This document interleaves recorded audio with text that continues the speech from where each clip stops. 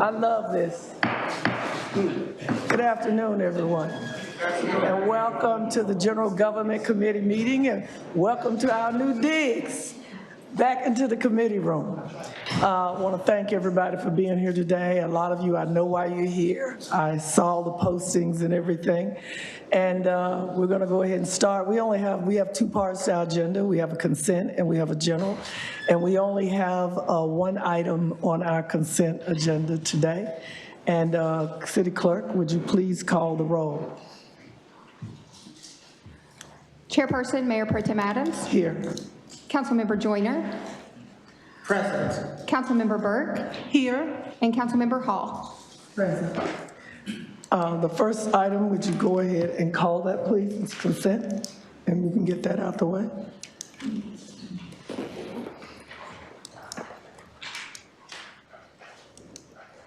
Yes, the consent agenda is the approval of the General Government Committee summary minutes.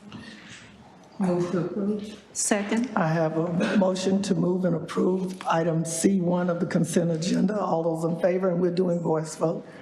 Please let me know by saying aye. Aye. Thank you very much, and it passes. Would you go ahead and call the first item of the general agenda, please? Item G1, presentation regarding Oak City Cares Multi-Service Center in Raleigh, North Carolina. Thank you. Dr. Angel Wright Lanier will be introducing the speaker for the presentation. Good afternoon, Mayor Pro Tem Adams, Mayor Joyce, and City Council members. I'm here to introduce Rick Miller-Harway. He holds a master's degree in social work from the UNC, from University of North Carolina, and is an assistant clinical professor at the UNC School of Social Work. He dedicated over 2 decades as the director of Catholic Charities Raleigh Regional Office, leading community and homelessness efforts. Rick to help establish the Oak City Cares, a collaborative multi-service center supporting over 6,000 people experiencing or at risk of homelessness each year. A founding board member of Raleigh Wake Partnership to End and Prevent Homelessness, he also served on Raleigh's Leadership Council to End Homelessness and is the immediate past chair of the Oak City Cares Board. I want to thank Rick for agreeing to speak with us today. This is the second time Rick has presented to a city council for me. He made a presentation in January 2020. He presented down in Fayetteville, North Carolina, and I'm happy to say we successfully built a multi-service center there based on the Oak City Cares model. Rick, thank you for joining us today. Would you please, again, for the record, state your name and address? Yes, Rick Miller-Harway, 1700 Holt Place, Raleigh, North Carolina. Thank you. Welcome. Thank you. And I'd like to thank Dr. Wright Lanier for such a wonderful introduction and the opportunity to be here. I'm honored to be here today speaking to the leaders of Winston-Salem about something that is very near and dear to my heart, and that is doing the best that we can as a community to serve our most vulnerable neighbors. And I use the word neighbors because we're talking about human beings. We're not talking about homeless folks. We're talking about our neighbors. And I'm very happy to be here today to speak to you about Oak City Cares, which is a multi-service center in Raleigh. And before I talk about Oak City Cares, I want to be very clear about what Oak City Cares' role is in addressing the issue of homelessness. At the risk of simplification, there are 2 main challenges we face as communities when we're addressing homelessness. One is affordable housing, and having enough housing that people can afford who are low-income folks to live in. Oak City Cares does not address that issue. The second issue that is most important to us in serving people experiencing homelessness is coordinating services in an effective, cost-effective way that respects the dignity of the people being served and effectively connects them to services that help them not only to get housed, but also to alleviate some of the suffering that they experience while they're homeless. And that's what Oak City Cares is about. That's a long way of restating our mission. Oak City Cares is a public-private partnership, and I'll talk about that public-private part later. And it exists to support the self-determination very important. We are there to support the self-determination of our neighbors experiencing homelessness through trusting relationships.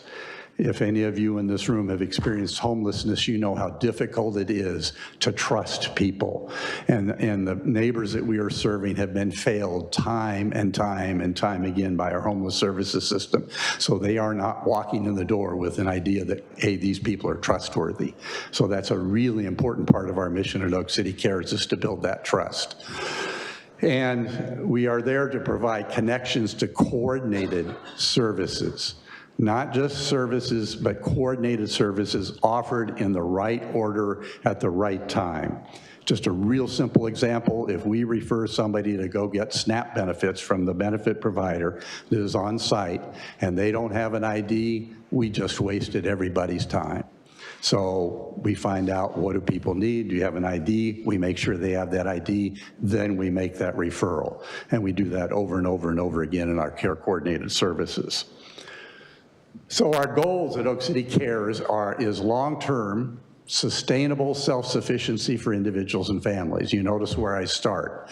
Everything we do is focused on the neighbors that we serve.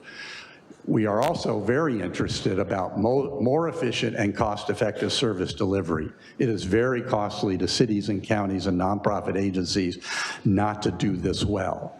And we want better coordination among our service providers.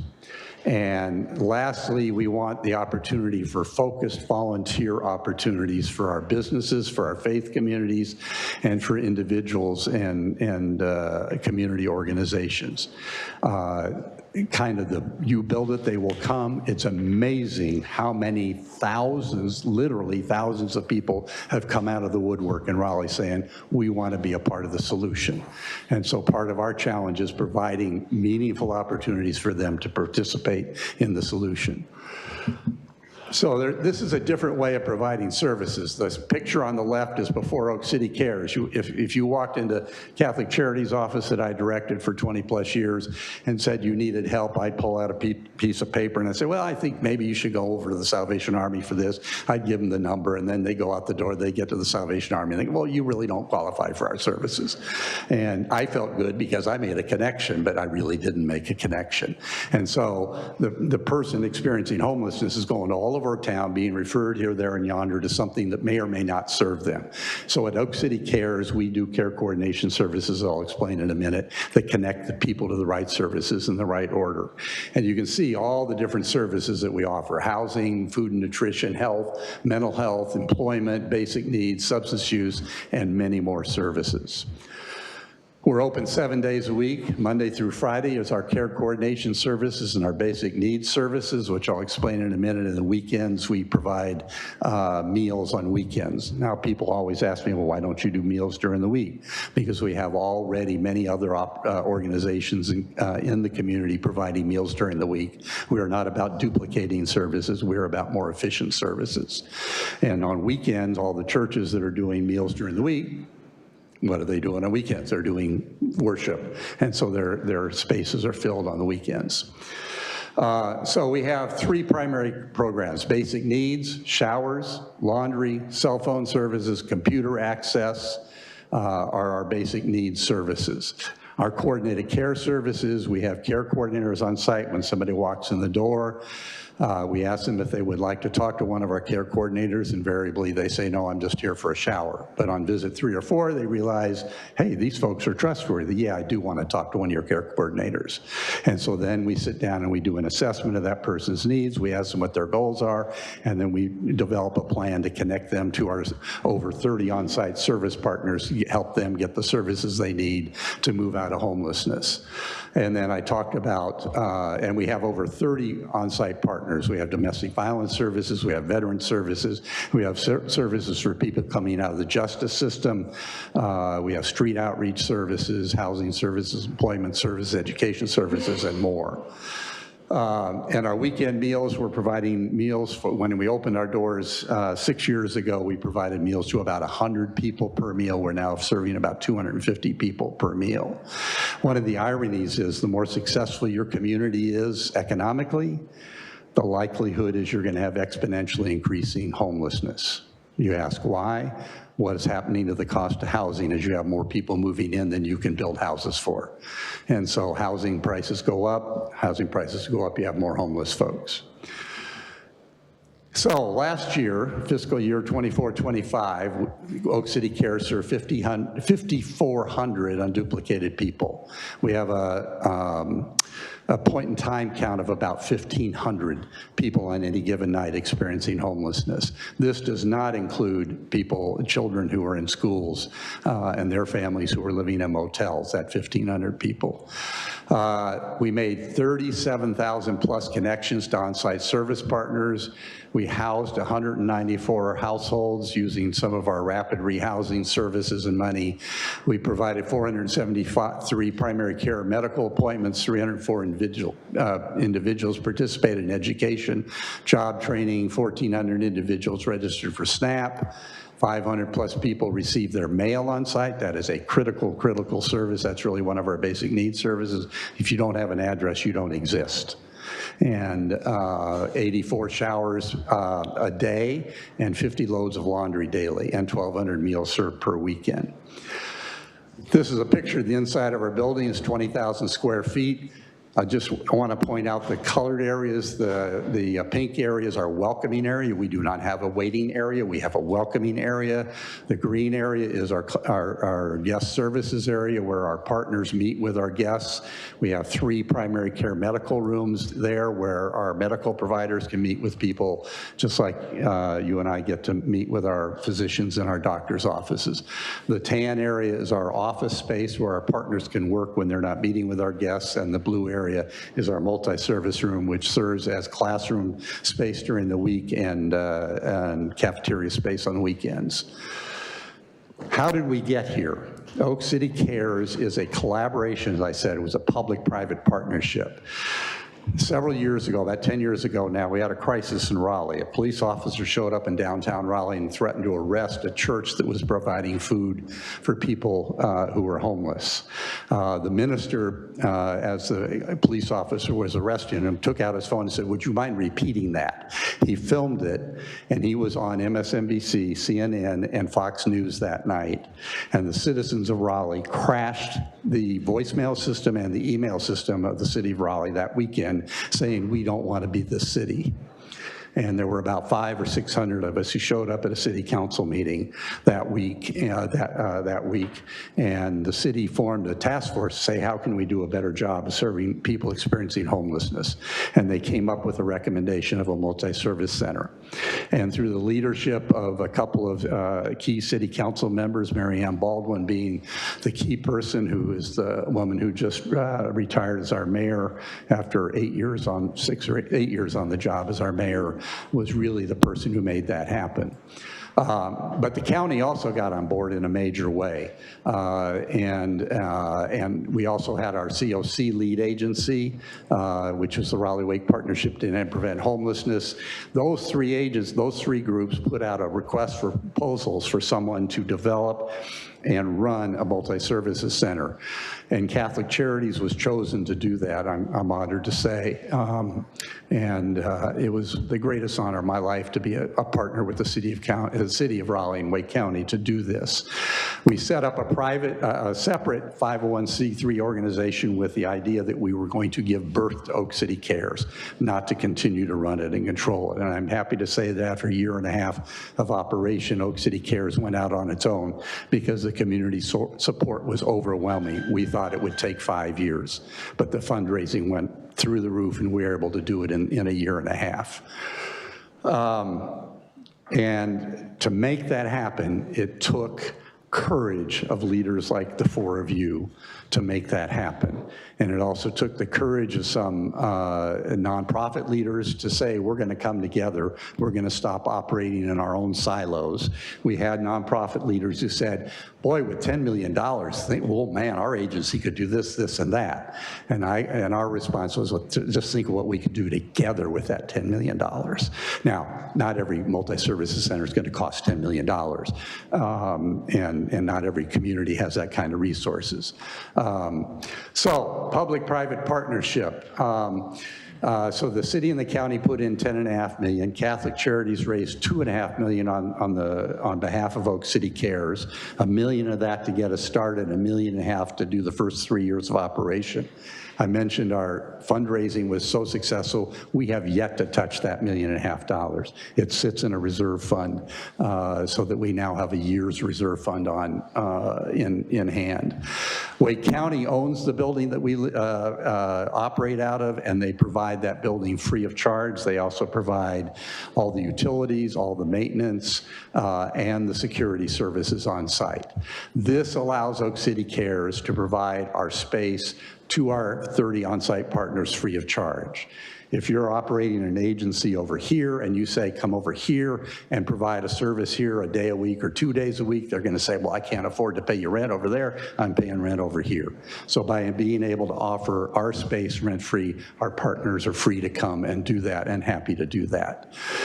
The other thing about the private partnership, I mentioned to you we have over 30 on-site partners doing the social services, the health services, and the education services, employment service.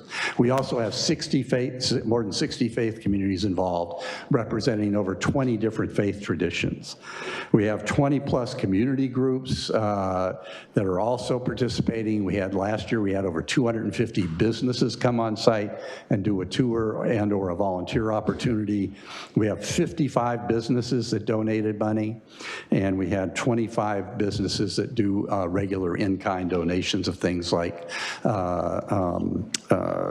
soap and shampoo and toiletry items. So our total budget, our total budget was $1.5 million. It's now $3 million. We get in-kind support from Wake County, as I mentioned, of about $456,000 for rent, utilities, maintenance, and security. The City of Raleigh and Wake County provide $609,000 in grants, some of that coming through federal grants, some of that coming from state grants. And Oak City Cares raised the remaining $2 million. So one of the things I've encountered when we've talked to cities, it's like, oh my God, we can't afford this. But how often does a city or a county have the opportunity to say, we're going to put in one piece and we're going to get 2 more pieces put in by a nonprofit agency? And the $2 million from nonprofit agencies does not count the value of our 30 on-site partners. That's just the $2 million that Oak City Cares is raising for our care coordination services, our basic needs services, and our weekend meals. Our 30 on-site partners are also donating their services, and we estimate that to be about another $2 million. So the city and county are putting in $1 million, and they're getting $5 million back in value. Last, I want to say, and I know you have a busy schedule, so I don't want to take a lot of your time, radical hospitality is at the core of who we are at Oak City Cares. We want you to walk in, looking around the room, most here are old enough to remember the show Cheers. And when people walked in the door, hey, Norm, how you doing? You want your blah, blah, blah beer. And so that's the kind of atmosphere we're trying to create at Oak City Cares, is that radical hospitality. And lastly, I want to say something in terms of one of the reasons one of the things, if you all decide to do this, one of the reasons that Catholic Charities was chosen to be the lead agency was when I became director of Catholic Charities in 1990-something, we were 2% of the Catholic population. I said, we're not going to accomplish anything with just a bunch of Catholics. So we got to collaborate. We got to do in partnership. We got to do this ecumenically. And so we had a reputation of being very collaborative in what we did, and people didn't see us as a threat. And so nonprofit agencies do fabulous work, but we also, we can kind of get entrenched in what we do. I'm sure this isn't news to you all. So if you were to choose this kind of model, and I'd be happy to come back and talk to people about how to do this model, it's really important to find an agency that is well respected in the community by your other homeless service providers as well as your political leaders. So with that, any questions or comments? Thank you. Yes. Oh. Any Councilmember Clark? You said you had 30 different agencies that were there. Can you tell me what types of agencies were? Yes, be happy to. So we have a primary medical care provider. We have 5 behavioral health care providers doing mental health services, substance use services. We have our domestic violence service provider on site. The Veterans Hospital sends somebody a day a week. We have an organization that works with people coming out of prison. We have Wake Med has their street outreach team that works with permanently and severely mentally ill folks. They work out of Oak City Cares. We have an outreach team that works with at-risk youth that work out of Oak City Cares. We have an outreach team that works with adults. And while we serve anybody experiencing homelessness, we're really focused on the chronically homeless, the people that are costing our communities hundreds of thousands of dollars in medical care and emergency rooms, in jails, and in our nonprofit agency. So those are the people we're really focused on. So our street outreach teams are really important. We just had a pilot project with the city of Raleigh this year where instead of just going down and shutting down encampments when encampments get too big or the neighbors get upset about having an encampment, instead of just scattering them so they just go to other encampments, the city actually provided a grant for Oak City Cares to partner with Healing Transitions to actually house people. And so when they decided they were going to close an encampment on Dorothea Dix Park, which I'm sure you all have heard about, we went in and in a 2-month time period, we housed 46 individuals. It can be done. And these were the most difficult people to house. These were people living in tents, going from here, there to yonder, and I knew many of these people from previous encampments that had been closed, and they just moved there. So I hope that kind of gives you a flavor. And Wake Tech is there providing education classes. We have classes coming in doing substance use support. We have dental clinics that come on a periodic basis. We have vet clinics that come on a periodic basis. Yeah, I'm sure there's more I'm forgetting. Thank you. Any other? Councilmember Joyner, then Councilmember Hall. Thank you, Chair. Out of those 30 different agencies, have any of those relocated permanently into this space and left the other space that they were housing up? No, ma'am, they haven't. And part of, I mean, if we had 40,000 square feet, maybe, but mainly what they're doing when they're on site is they're connecting with people initially.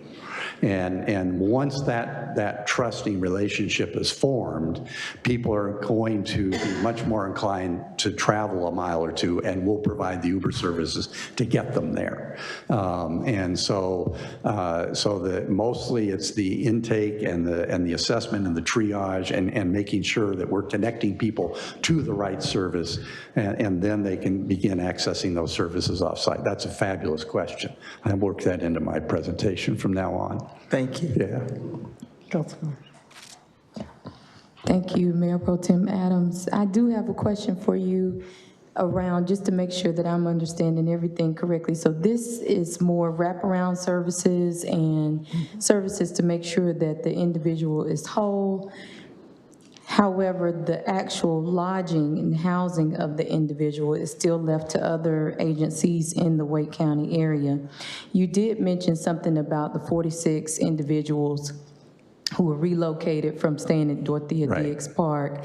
So that was basically Oak City Cares connecting them with other agencies who do provide the housing, or was that you all making space at the center?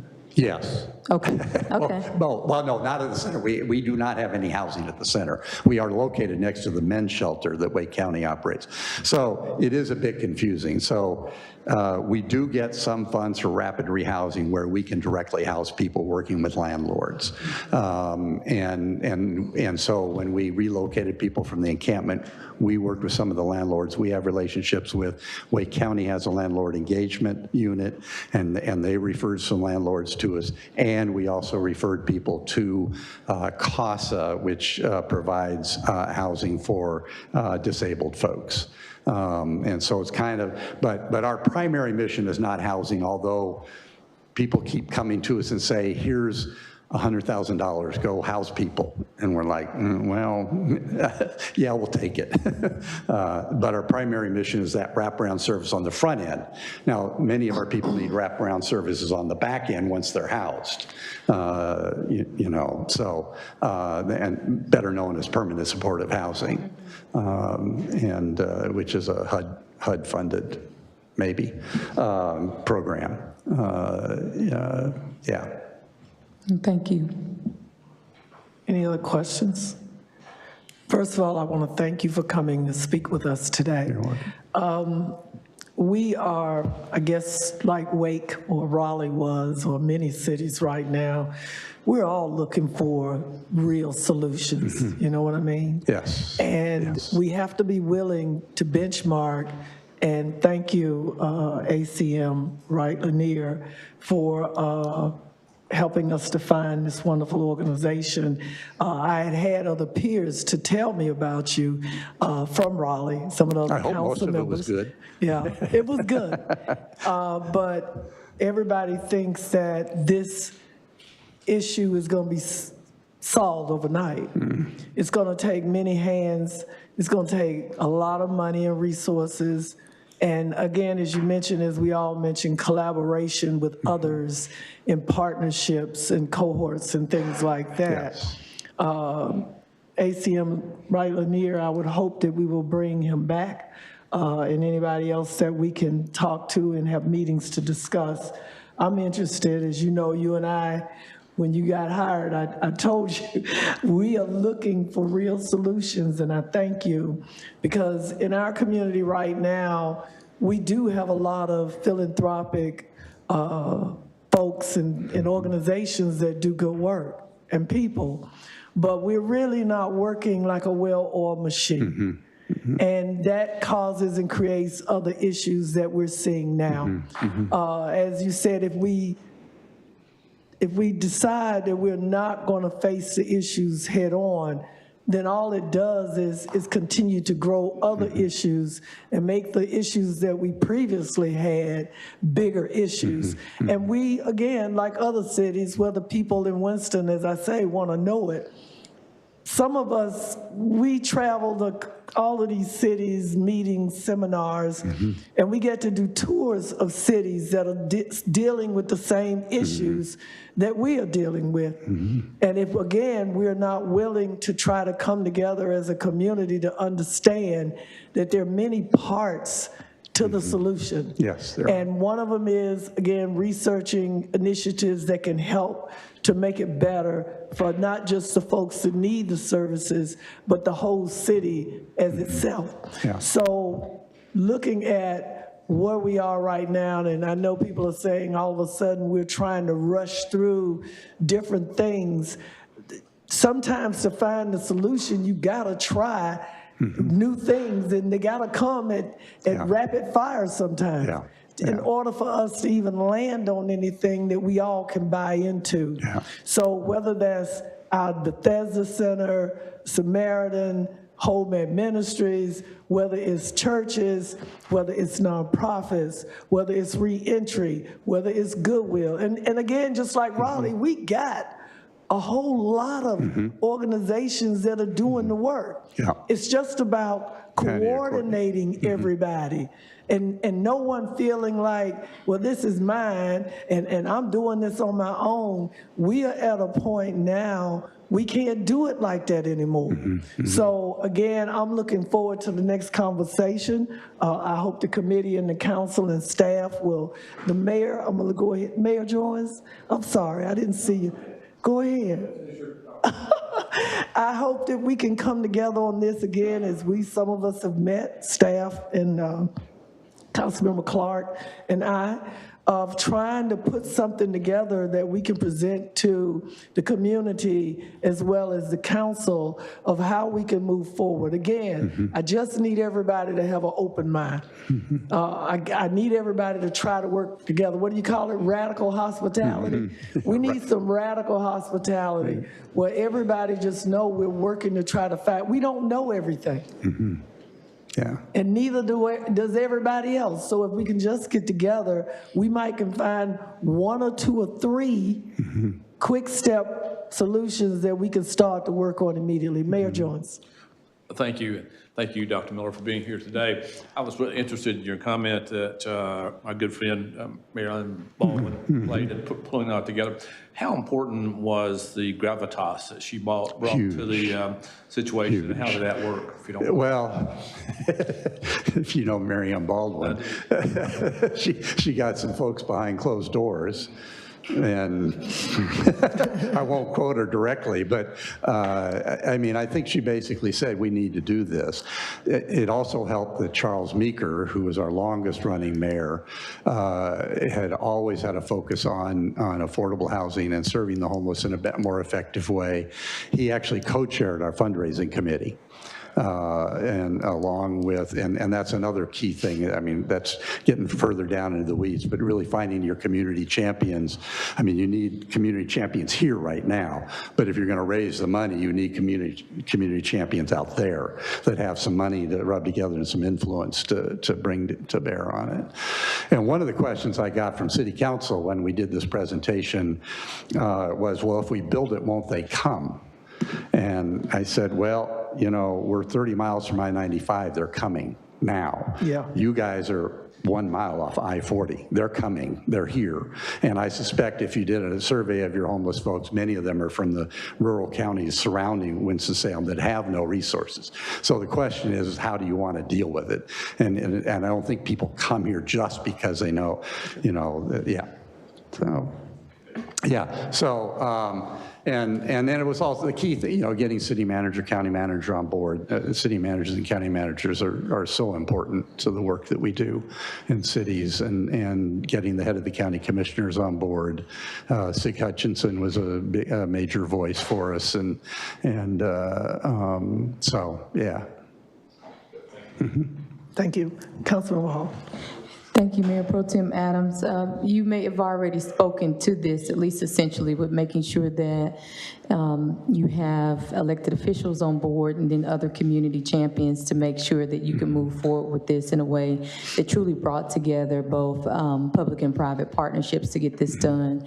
But other than realizing that there was just, you know, a big challenge in the Wake County area with this, what was one other crucial step that maybe you would identify as just kind of getting the ball rolling outside of having elected official support?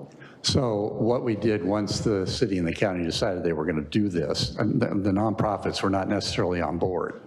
And so the partnership to prevent homelessness and Catholic Charities convened a series of 6-7 meetings, town hall meetings. We had 125 people come, and first of all, we did a survey of an hour-long survey of individual interviews of 150 people experiencing homelessness, and say, what do you want in a multi-services center?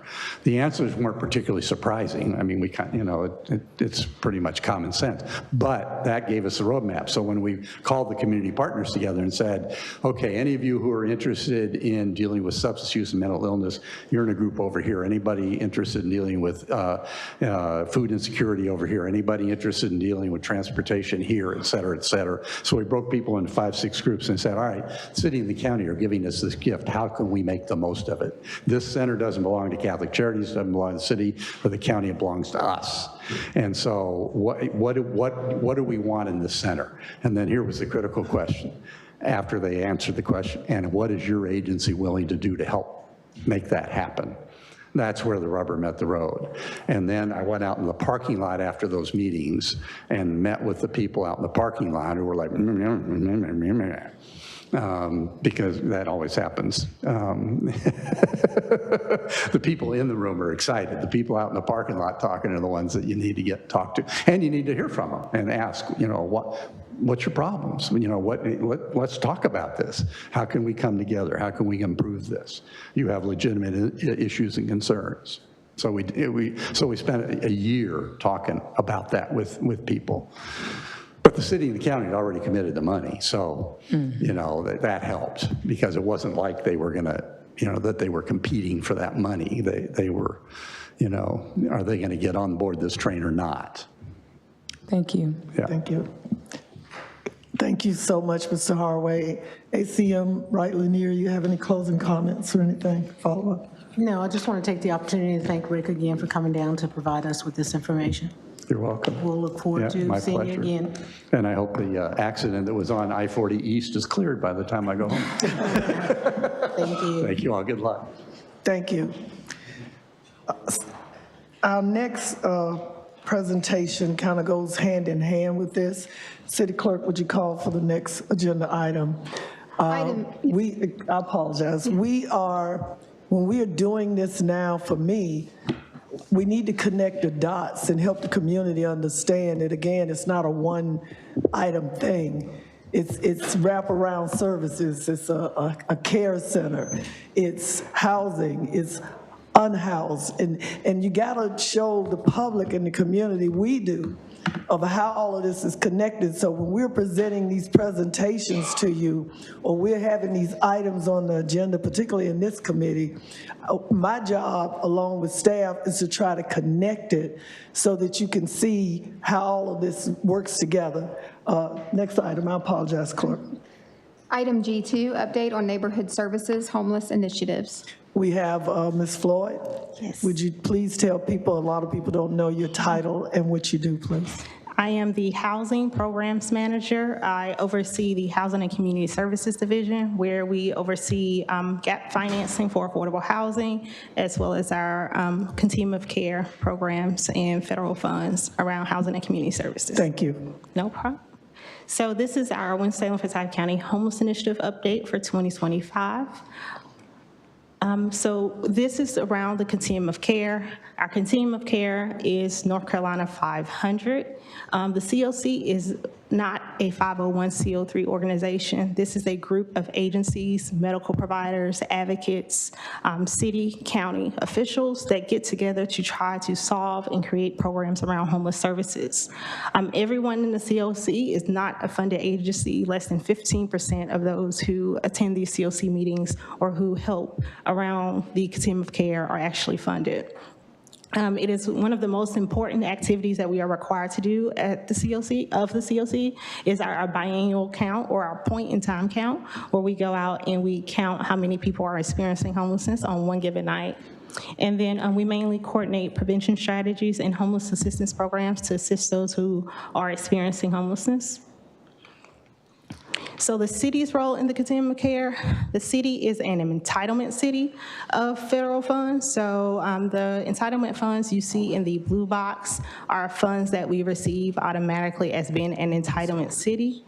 In the yellow box, you see that we are a collaborative applicant, meaning that we apply on behalf of all of the agencies within the COC and the COC each year in a competitive process to receive funding around homeless services.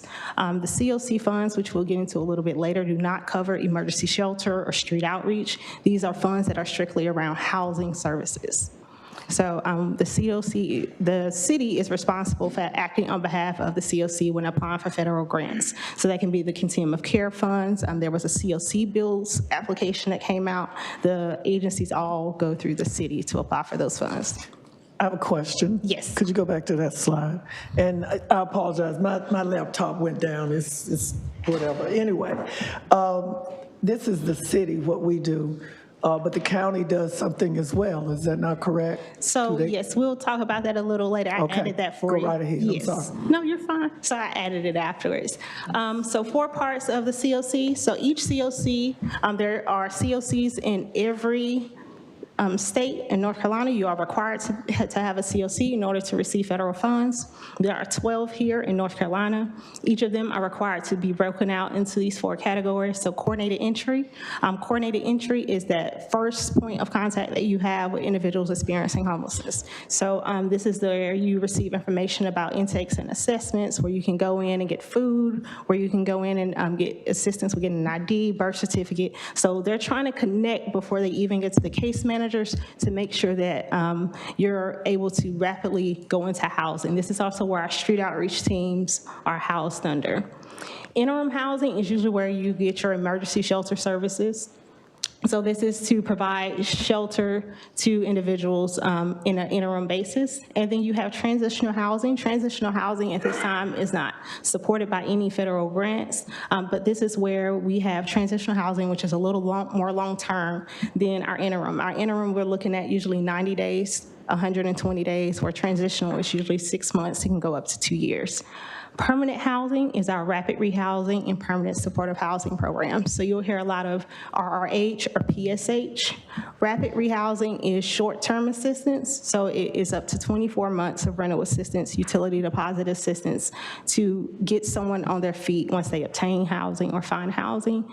There's also case management services connected to that. Permanent supportive housing is for our chronically homeless, someone that has been homeless for more than 1 year with a disability, or 3 to 4 times in 1 year with a disability will go into our permanent supportive housing. So these are individuals who need long-term care, who, if we were not to be able to provide them case management or these rental assistance services, they would fall back into homelessness. So our system shifts. So this is from October 1st to September 30th. HUD runs on a separate calendar year than the city. You would see that our 2025 was estimated because this was done before September 30th. So we served 1,244 households within the COC. Number of people is the actual number of people, that's 1,582.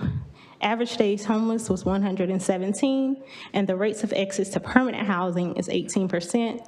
And then our point in time count for 2025 was 478. You can see that as a drop from 2024, from 627. This year we did estimate that to be volunteers. A lot of volunteers are getting older. We don't have as many volunteers volunteering as we did before. So we have been trying to strengthen the number of volunteers. And then you would see in 2020 when that rates of access to permanent housing right after COVID, that started to die down. And we have looked into the amount of housing, how that could contribute to that. So our funding for homeless services initiatives. So we have our continuum of care funds, which are from HUD, our community development block grant funds, or CDBG, and then we have ESG. We receive city ESG as well as state ESG. So for our continuum of care, this is the competitive process. We received $3,015,656. Some of this money is for permanent supportive housing. So these are housing choice vouchers that we utilize, so that $616,000 is for housing choice vouchers. So we have that set aside for that, as well as case management is included in that amount. Rapid rehousing is another 40% of $841,000. Our coordinated entry system, so that is the frontline staff that we discussed. So that staff is 3 city employees. There are 3 city temp employees. There are employees at Citywood Dwellings, and then there's also family services. We'll go a little more in detail into what that looks like. And then a planning grant is for training. So the city is responsible for training and TA on behalf of the agencies. So that is the grant to cover those costs. HMIS, the city is the HMIS lead. And we have a staff member who is covered under this grant, as well as her supplies, training, and things that she's required to have. And then the admin costs, which is split across all agencies, as well as the city as well. Under the COC, we're able to do acquisition, rehab, new construction. We did get a rehab contract for $375,000. That is being utilized at a project that we'll talk about a little later as well. Leasing, rental assistance, supportive services such as case management, life skills, legal aid, operating costs, and HMIS. These funds cannot be used for emergency shelter or for street outreach services. This is a breakdown of what this looks like. That $375,000 acquisition and rehab grant does not count towards that that $3 million, because we did apply for that about 1.5 years ago. We have about 4 years to spend it, so we are in the process of spending that down. The housing choice vouchers take up $508,000. There is a project-based program. So the difference between housing choice vouchers and project-based is that the housing choice vouchers go with the tenant, the project-based stays with the unit. So if we have someone that moves into a unit and it's project-based, whether that person moves out, we still have access to that unit as well as the subsidy tied to that unit. What we have been trying to do over the last few years is figure out a way to increase our project-based programs, since housing choice vouchers have been very hard to utilize within our community. And then we pay for case managers. There's about 6 to 8 case managers in that $293,000 bucket. Rental assistance for DV, so there is a program DV only. So the HIP program is a program that is provided only for domestic violence. So every year HUD releases another RFP where we have to apply, and it is bonus funds only for domestic violence victims. So anyone that experiencing domestic violence will fall into this pot. It's $449,000 for rental assistance, and then their case management program is a little more robust because they have less case managers with a less population, so they're able to do things such as case management. They have legal aid, they have life skills, child care, utility deposits. They're a little more robust at that end. And then our rapid rehousing, which is that 24-month program, that has actually been revamped. So we have 2 kind of programs within that program.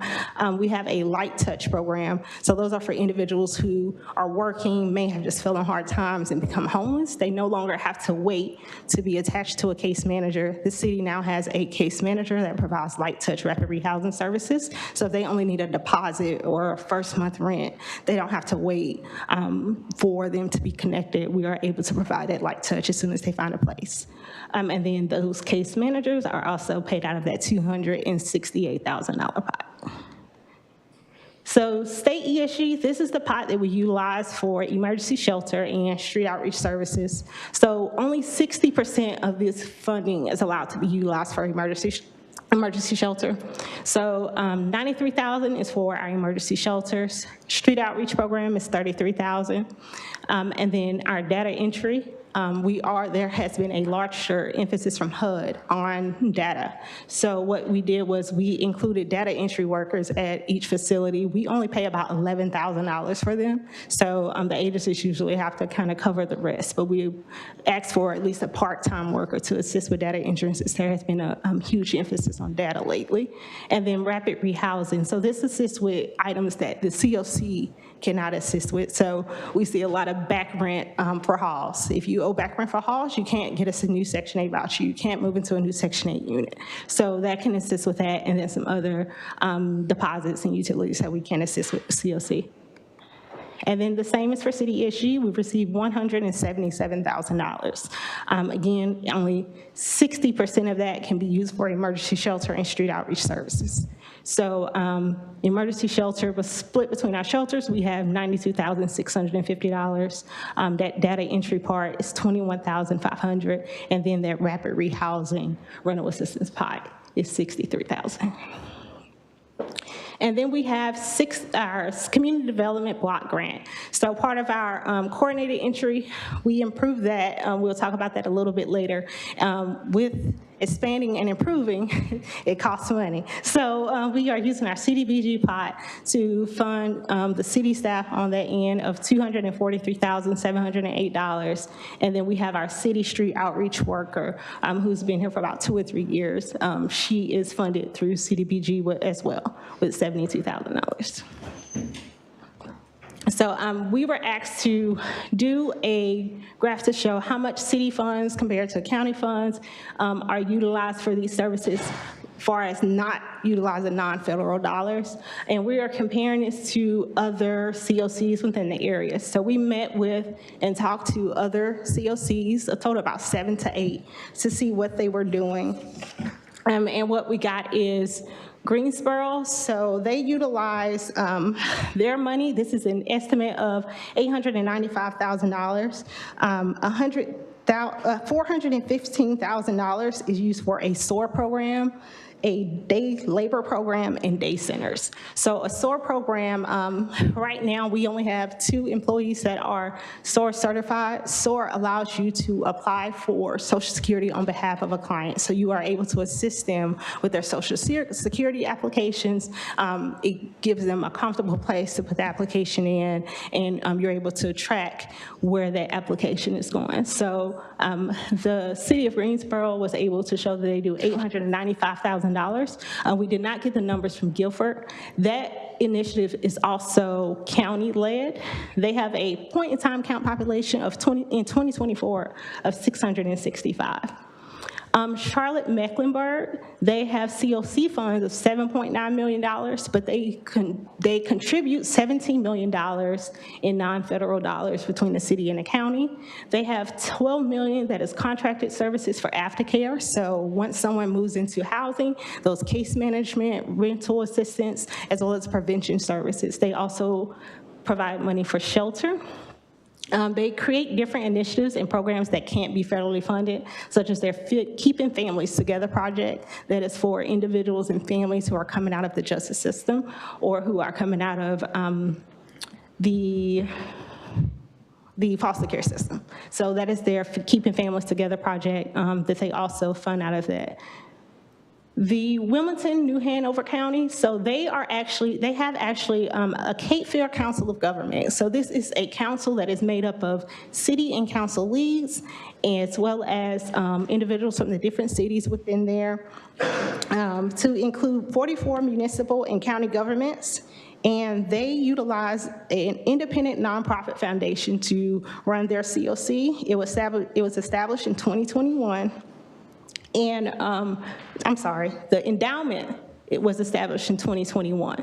So in 2024, they received $118,000 in local funds, and then in 25, it dropped down to $91,000. They use these programs to enrich their current COC programs, housing, outreach, and shelter, and then they have an endowment that was given to them after the sale of the hospital, Novant Hill County Hospital. So that is the funding that they use to fill any gaps and that they can use for needs as they arise.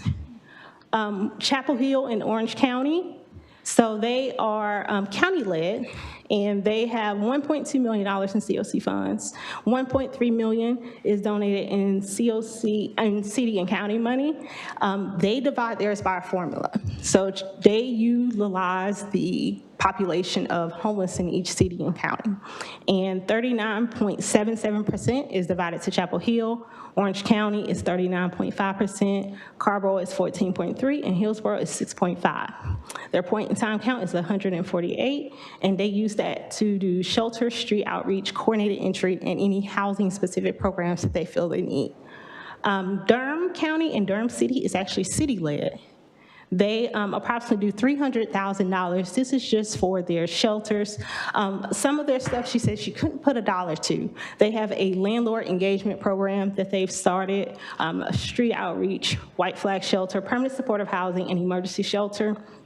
Their landlord engagement program is ran by the city, and they match their city ESG dollars with local money. So any money they receive from city ESG or from federal, they match that with the local. And then the other two was, I'll just briefly talk about Raleigh.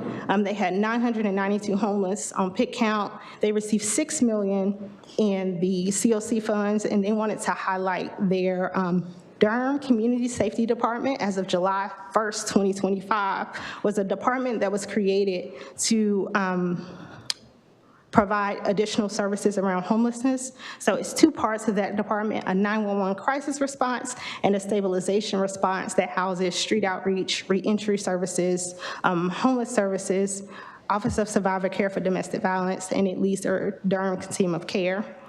They were given $1.7 million additional funding around that, and then a $5 million local funds for the Bringing Neighbors Home Initiative, which is a program they are starting to provide housing resources, financial assistance, healthcare, and job training for individuals who are strictly from homeless camps to get them ready for permanent housing.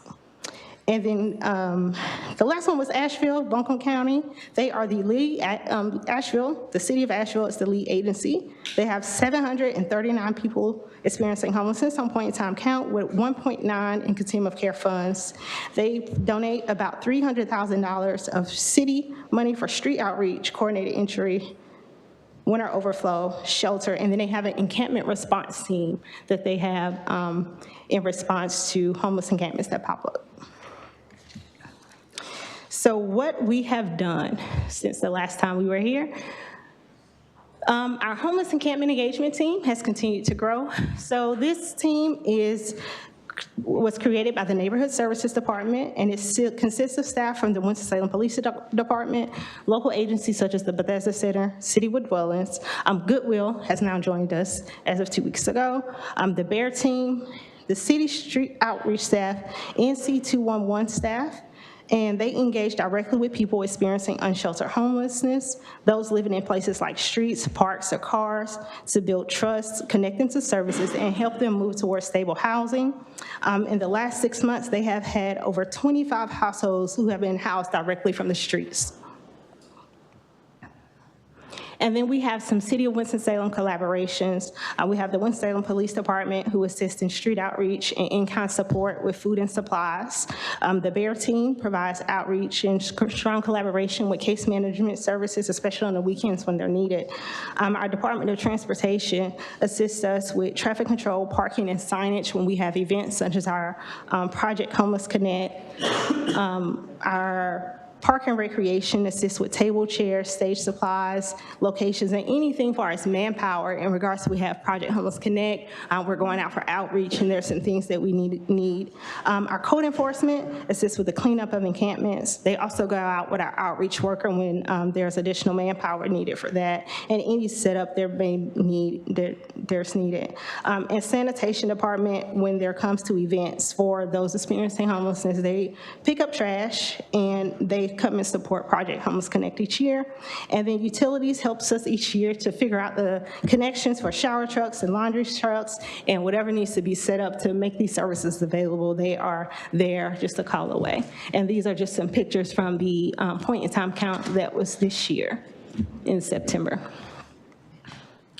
Our city and county partnership. So the city gives $181,194 to local agencies in funding for shelter operations and for the winter shelter. So this is split between multiple agencies.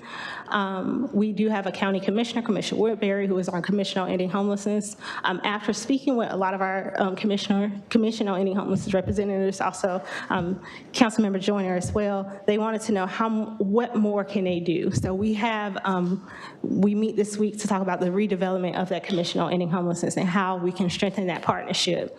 They also appoint 4 individuals on that commission. So they appoint an education representative, a social service representative, and a few more representatives from their department. And since I would say in the last year and a half, we have increased our partnership with the directors of public health, the community and economic development director, and the social services, as well as their staff. They currently manage the Homeless Caucus on behalf of the city and the COC. So the Homeless Caucus is individuals who are experiencing homelessness. They meet the first Monday of the month, and they go over what their needs are. And we're able to get feedback on, your programs are just not working, or you guys did this, but it makes no sense, or hey, this is working well. So it gives us a chance to reflect on what we're doing. Also, they have the chance to choose who they want to come present so that they can get more information or education around available programs. So the county has a staff member that manages that on behalf of the city and the COC. And then they have ongoing assistance with events and needs. So point in time count, they always show up with volunteer supplies. They're giving out free flu shots for Project Homeless Connect. Winter shelter, so they are assisting us with finding a location for our winter shelter for this year. We have had trouble locating buildings, so Commissioner Dan Bessie and Commissioner Woodbury have been very helpful, and Denise with finding a location for us to utilize this year. And then they have been a large part of our one-stop shop conversations, our day center conversations. We went to visit Oak City Cares. We went to visit a few locations to see what a day center could look like. And then the attendance in all of our continuum of care meetings and initiatives, they have increased the attendance. They are at every meeting, which has been very helpful. So we have more knowledge of the available programs, the increase in programs that they have created. And it has created a partnership where we now have their number and we can just call and get things and learn more about what is needed. So that has changed a lot as well. Going into Winter Shelter 2025. So these plans are still pending. As of now, the dwelling overflow shelter and warming is one of the locations. We will be doing multiple locations this year due to it possibly being a wet winter. We will have conversations with the commission on ending homelessness about this week. But our winter shelter will be ran by the dwelling and will be utilized at 6 different locations. So they are all CDBG-CV funded, except St. Timothy, which is non-city funded. That was the funds for that is raised by them themselves. So we have the dwelling overflow shelter and a warming space. That will only open if all of these facilities, as well as Bethesda Center and every other facility, has been reached its capacity. Calvary Moravian will do a family shelter. We only have 1 family shelter locally, which cannot take the majority of families that we have, especially during the winter. The New Story Overflow Shelter, so New Story Church, we'll be doing 20 beds for men. Annex 2 would do 35 beds for men. We're still deciding if it'll be 20 beds for men, 15 for women. St. Timothy would do 20 beds for women only. And then Maple Springs is looking at doing a possible 20 beds for men. The location for this one is still to be determined. And then this is just information for anyone who wanted to either sign up to help set up the beds or to bring dinner or help with check-in. Those are available. So things that we have done, our coordinated entry, we did revamp our coordinated entry. So we partner with City with Dwellings, City of Winston-Salem, and Family Services to offer these services in person. So beforehand, you would call the United Way hotline and you would leave a voicemail and someone would call you back. Now, as of September of last year, there are 3 city staff located at the Dream Center. We were at Forsyth Department of the county for a few months. Once the Dream Center opened up, we moved to the Dream Center. We have staff that are at, City with Dwellings has staff at their location, and then Family Services is on that Forsyth County campus where they are at the Bridges to Hope program. So those services have moved in person. You are able to go in person if you need those basic needs services. You're able to call. We have a website. You're able to email. We're just making it that those services are accessible. From the COC, we had a COC review that was done in 2022, 2023. And from that COC review, the individuals that were experiencing homelessness said, we just don't know where to go. So this was done, as well as a marketing team was created to say, how do we figure out how to educate individuals on where to go if they're experiencing homelessness? This also brought up the 24/7 phone line, the call center that is contracted with North Carolina 211 to provide call center and resource connection. So when we're closed at 5, those services continue. Also in partnership with the BEAR team and Winston-Salem Police Department. So when our street outreach team goes home, BEAR team and Winston-Salem Police Department take over those calls. The NC 211 has a direct line to dispatch. They're able to call a certain dispatch number, get someone connected, and get them out to wherever someone is experiencing homelessness, especially if it's a family. We try to get them in somewhere for the night. We had a revision of prioritization policy. So instead of using what used to be called the VSPDAT, which was the vulnerability assessment, we got rid of that and we created our own prioritization. So we looked at, okay, what matters to us locally? The length of time is what we utilize now. So we no longer do a VSPDAT. It decreased the wait time. So we have had 80 matches. Matches is when you are matched or you are connected to a housing program. So in the last year, we have had 80 matches, which has increased drastically. We are seeing a decrease in wait time for assistance, and it's increasing the number of people who are served who are long-term homeless.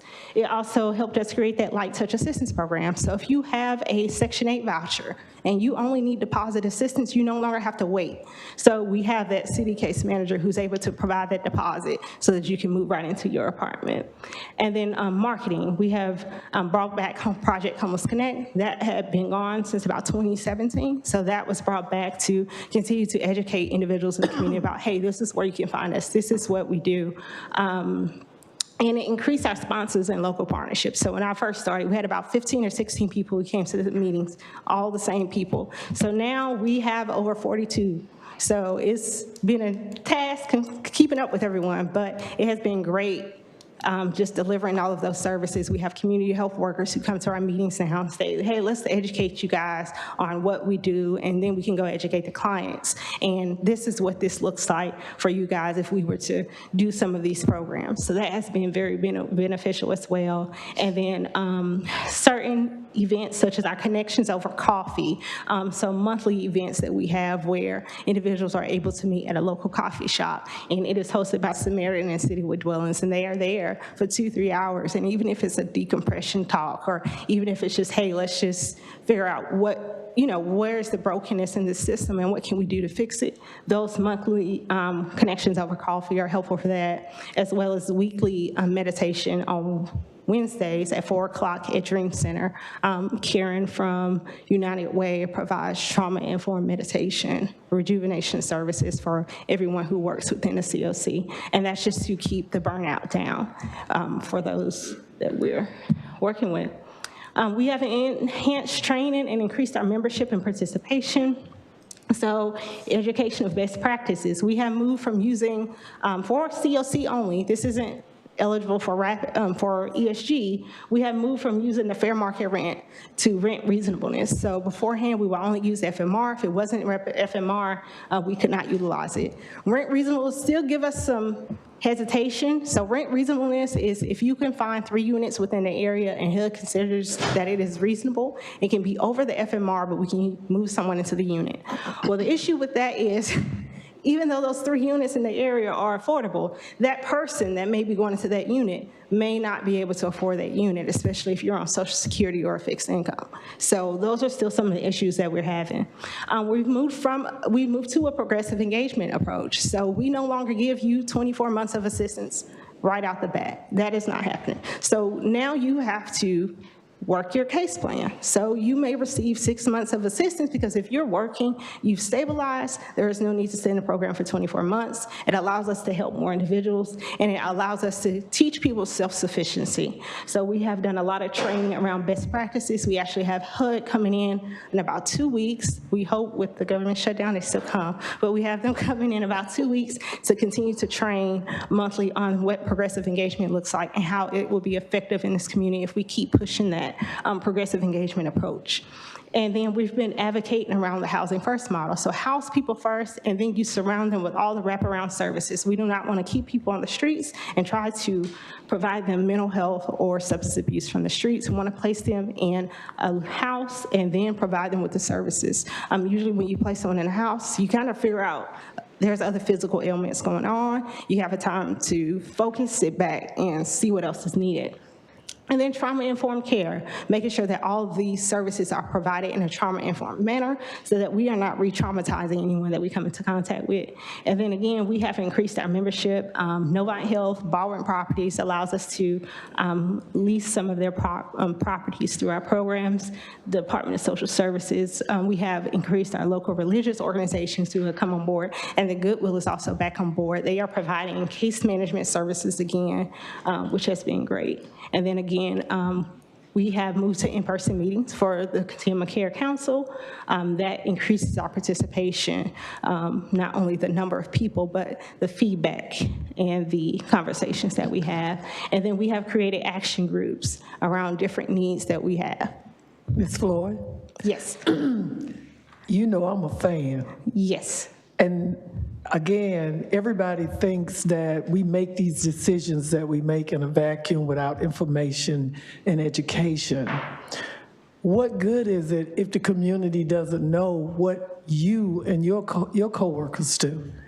And I know they like, I can see it on your faces, folk, I know. But this is important. This goes back to that learning piece, and I know most of you are here for the housing pieces next. But I need for this to get done and to be put out there in the atmosphere for the community, because these are the folks, like most of you, that are boots on the ground.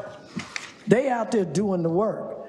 And when we don't acknowledge them or give them an opportunity to be acknowledged, that's not right, because they're helping the people that most of us advocate for, but they're actually doing the FaceTime, real time with people, meeting with them where they are. So what we're gonna do, because we do have to get through these houses, I'm going to let you get to like where we do the, get to the master leasing. No, get to what do we do next. Stop at the current needs, and I'm going to bring you back. And see, you all need to understand, I already done put this off a couple of months already. I need to get this done, and I need for the staff and the employees to be heard when they do the work. Okay, let's go. Okay, current needs. We did a wage study. $35,006 is the average wage that our frontline staff working in the shelters doing case management, that's the average pay that they are receiving. So we need to figure out, first find a way to increase the pay so that we can increase staff. We need to increase the development of interim housing. So we have limited shelter for families and single women. So that's 30 beds for women, 1 shelter for families. And then a creation of non-congregate shelter options for those with high barriers. So those with severe mental health, substance abuse, who can't stay in dormitory style shelter. We need options for those. And then supportive services, so figuring out a way to increase our mental health and substance abuse providers and increase and strengthen those wraparound services that we have available for clients. We've talked about affordable housing, so even if we place someone in shelter, it's short term, 90 days, so what do we have after that? And then just recognizing it costs more to house a household rather than to provide them emergency shelter. So we have tried increasing our housing opportunities, but we need to figure out a way to increase our housing opportunities to utilize our housing choice vouchers, and then also our rapid rehousing funds, as well as any affordable housing opportunities for households who are making at or below the 80%. And then housing retention. So a lot of the times we have individuals who come to us before they get home, they become homeless, but there are no unrestricted dollars to prevent households from becoming homeless. So if we are able to stabilize and prevent individuals, especially families, from experiencing homelessness in the first place, our system wouldn't be overburdened. And then you want me to come back for that, right? And next month, you come back again, and we're gonna finish it. Okay. Because, and I need staff to put this out on the website so people can see how valuable this is, because the next things that she would be talking about is rehab and on existing city-owned properties and purchases and all of that. And again, I know everybody thinks this is let's get it done. It's not like that. And I know that, it's not on you, Ms. Floyd. Again, you guys do the work. And I've told you often that I'm going to make sure the community knows what you all do. Because I hear the voices and the noise that says that we don't do anything. Our staff doesn't do anything. But one of the things that you notice if you go back is the piece where it says increase staff and agency capacity. Wage study shows 60% of the frontline staff, earn below a living wage. And all of that means that there's another layer of budget sessions coming in a few months. How we understand that your tax dollars help make all of this happen.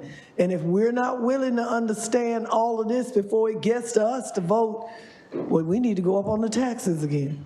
Because you all need to at least for us to put it out there so you can say that you didn't know. But these people deserve to be paid just like everybody else. I thank you so much. No problem. And I look forward to seeing you next month. No problem. Councilmember Hall. Thank you, Mayor Pro Tem Adams. I want to Because I thank. couldn't have gotten up there and done that. I want to thank Ms. Floyd. You can go to your seat. You don't have to thank. But I do want to echo your comments. And you stood up there for quite some time without water. And you did an excellent job in explaining that for something that was so important. And I hope that we all were able to see and hopefully can highlight in our heads the expanded city-county partnership that oftentimes people don't think that the city and the county do work together. So I applaud you in being able to put that on your screen and actually showing what that expanded partnership is. And now that you do have the relationship to be able to pick up the phone as staff and call folks. And so thank you for that. Thank you for all of your hours that you put in as a city employee to make sure that we are looking out for some of the city's most vulnerable populations. Thank you. City Clerk, would you please call the next item? Item G3, consideration of resolutions related to affordable housing development and disposition of city-owned property. Ms. McLean. I'm a little bit taller. Again, would you Raise this tell the up. audience, listening audience, in your name and what your job title and what you do? Yes, my name is Chantel McClam. First of all, good evening, Mayor Pro Tem, Mayor Jones, members of the committee and council. Chantel McClam, I am the Neighborhood Service Director, and for a while I've been serving interim as Housing Development Director. And before I get started, I wanted to extend a warm welcome to our new Housing Development Director, Michael Blair. I don't want to put you on the spot, Michael, but I want to make sure we've got a lot of developers in the room and we've got a lot of community in the room, and I just wanted them to see who's going to be leading the charge when it comes to affordable housing. I have had the privilege and the honor over the last year to... But you ready to give it up? It's been a privilege and an So honor. you just ready to give it up, right? Yes, but I mean, I feel good because we successfully laid the foundation and put in a process that is transparent, that is consistent, and it's equitable. So I look forward to seeing what Michael's expertise and knowledge does to, you know, catapult this program to another level. So welcome, Michael. Okay, so Cycle 2. So what we're going to do, what I'm going to go over is an overview of Cycle 2, just a brief review of our evaluation process, just for those who are not sure how we evaluate these proposals, then take a deeper dive into the proposals submitted by our developers. We do have all of our developers that are being recommended. They are in the room this evening, so if we want to stop after I go through each proposal, we can stop. You can talk to them, ask them questions, and not necessarily wait to the end, so while it's fresh on your mind. I included the evaluation team and the coalition feedback and recommendations for you all to see, and then we'll talk next steps and any questions that you all may have. Ms. McClain, I Yes, want ma'am. to ask the city attorney, city manager, and the committee, can I get some more time to this meeting today? Because we need to get through it. Committee, are you okay if we? I think as long as the committee agrees that they would like to extend the time, it'll be fine. Do we need a motion? No, we're in agreement. For the record, if you'd like. Thank you all so much. If you because- agree, though, it should be. Well, then go ahead. You're not on the committee anyway. You used to be. Anyway. I will not hold you to 8 a.m. in the morning, I We promise. won't keep you that long, Councilman McClark. Go ahead, Ms. McClark. Thank you Okay. so much. No problem. Okay, of course, I want to extend a special thank you to all the people who utilized their time to help us with our evaluation team. Of course, we've got subject matter experts from very important departments, Bill Brewer from Utilities, Matthew Burchak from Planning Inspections, Kelly Garvin from Transportation, myself, Dr. Shailene Miller from Sustainability, John Kurels from Housing Development, and Jakira Westbrook, who's in our Economic Development. Then, of course, our Housing Development Coalition, who are members of the community that volunteer their time to actually come in and help us with evaluating these proposals as well. So Cycle 2, we've been here almost a year, and we have completed 2 cycles of affordable housing. So Cycle 2 opened up on June 23rd, 2025, and it closed on August 1st. This was only the city-owned lots and gap financing that we did this cycle. The previous cycle, we did both just because we were pressed for time and wanted to get them both out in the streets. But this time, it was just city-owned lots and gap financing. The way we advertised, we now have 60-plus developers in our developer database. I mean, and I added just 7 over the last 2 weeks. So people are interested in developing affordable housing in the city of Winston-Salem, which is awesome. But our direct email, I think, is the way that we get most of the developers. We send the RFP or the NOFO directly to their email address, and that's how we get those applications in. We also do newspaper and the city's website, of course. So this time we received 28 responsive proposals from 6 developers. Each time we have a cycle, we learn something new. So there was a variety of proposals we received this time. So we have two multifamily complexes who are requesting site control, and I'll talk a little bit more about the site control when I go through that proposal. We had 20 city-owned parcels requested for single-family homes, and then this time we had city single-family home rehabilitation. The city owns several parcels that have existing structures, and we received proposals for those houses to be rehabbed, either for sale for affordable home ownership or for affordable rental. So just a brief overview of how we evaluate the proposals. So when the proposals come in, we have a first pass by housing development staff in the future. We have a first pass to where we look to see if they're responsive, meaning did they provide all of the documentation that we've requested to be considered responsive. And in order for us to utilize that evaluation criteria to score them, they have to provide us with all of the information in order to do so. And so we do a first pass, and then we get together with the internal team and do the quantitative scoring, which you can see here. We utilize development quality, which is made up of 3 different pieces. We've got location score, amenity score, and AMI unit mix just in that development quality, and that's why it's rated so high at 35 points. Then we have leverage resources, financial feasibility, meaning how many resources are you leveraging as opposed to what you're asking of the city. And so that ratio is what gives you your leverage resources score. Then we have the knowledge and skills of your development and management team. So we look at that in order for you to receive the points as it relates to development and management team. MWBE participation, you can receive it either by being a certified MWBE or signing a document that states that you're going to make a good faith effort to utilize MWBE contractors. And then the additional points you can receive for providing supportive services, typically we find this in the multifamily complexes.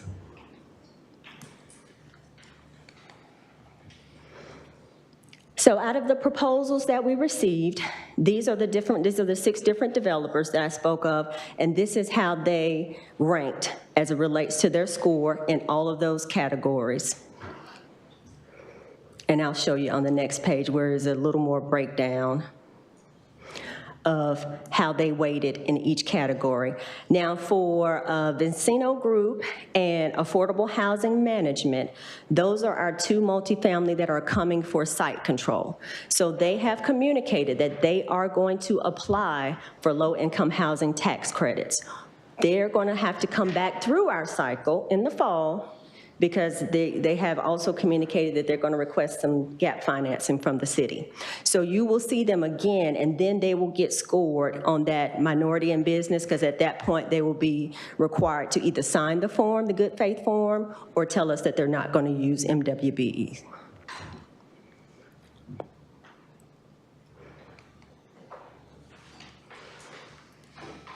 Okay, and this is just a little breakdown of the proposals that we received.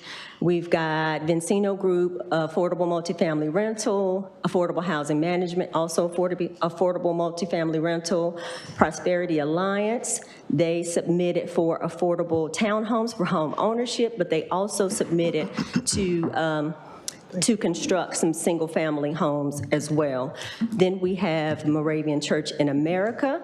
They've requested 12 parcels, but they intend to build 15 single-family homes for home ownership. And then we've got Homeland Ministries, who requested one of the parcels with the existing structure to rehab for home ownership, and Bell's Property to rehab 3 of the parcels within existing structures for affordable rental.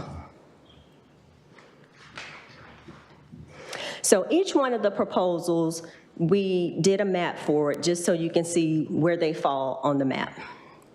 The first one we're going to start with was our group that ranked the highest. It's Vincino Group. They want to build, I'm going to go ahead into their proposal. I tried to provide a little less information, but all of the important information this time on the slide, as to not have too much going on. So The Vincino Group is looking to build a multifamily complex at 0 Mock Street, which is located in the East Ward. The acreage of the land is 8.91 acres.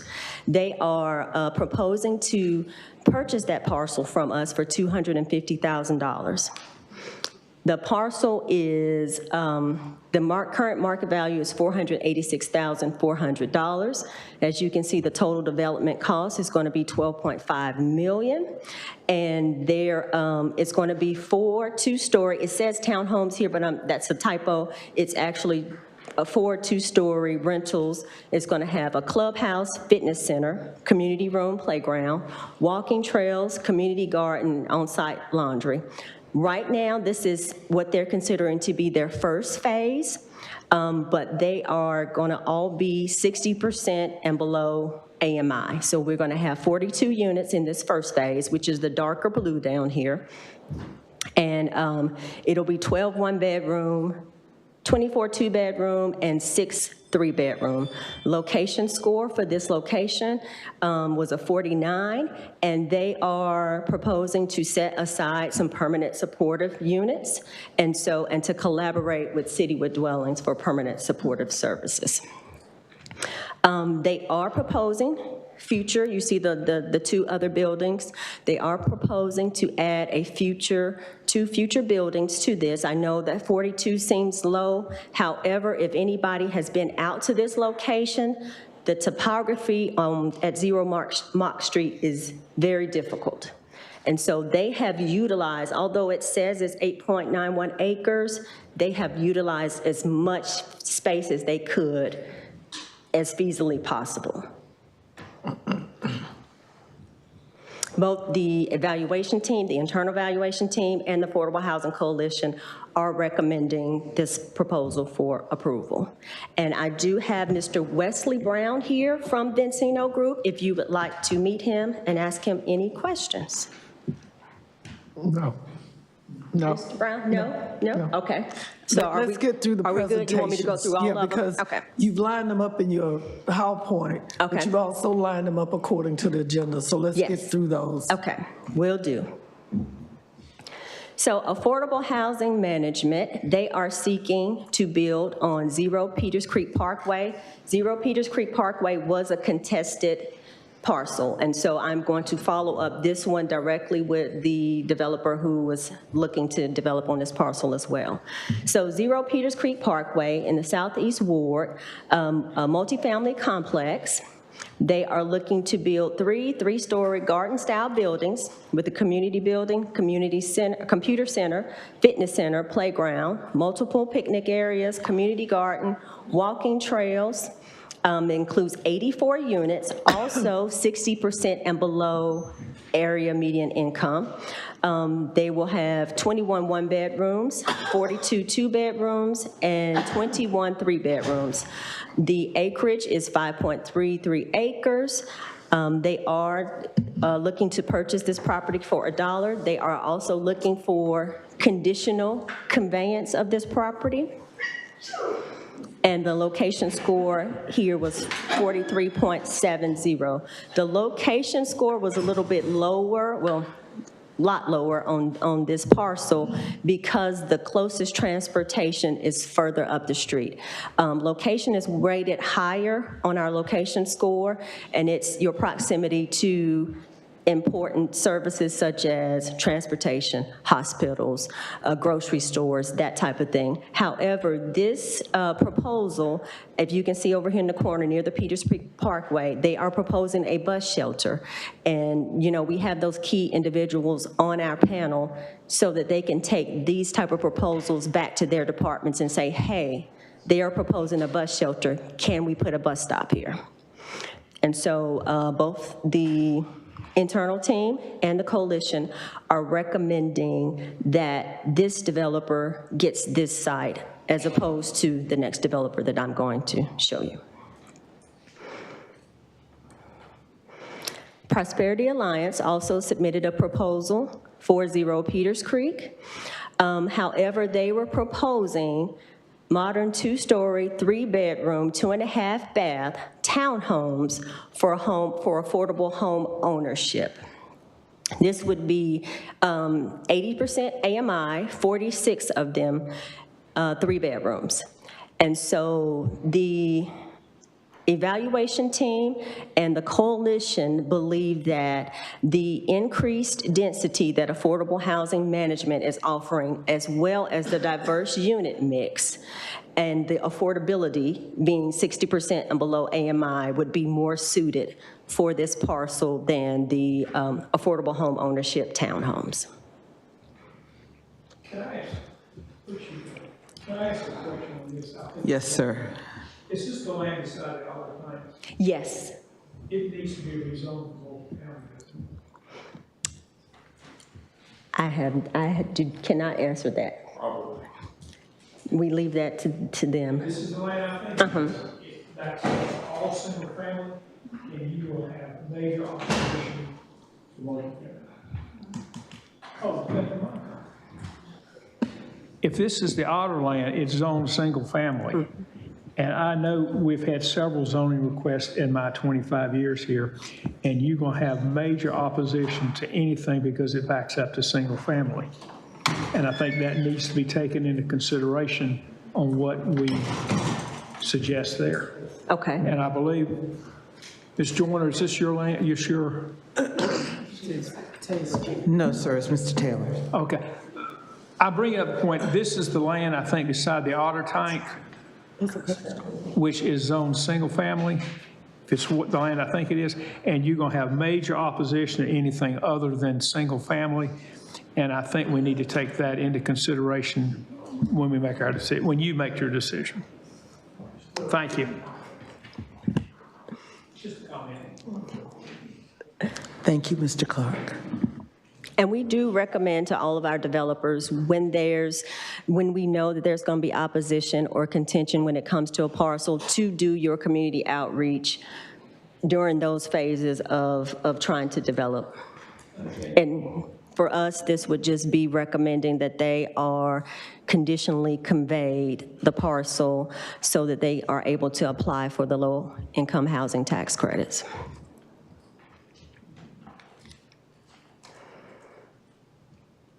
Our next proposal was also from Prosperity Alliance.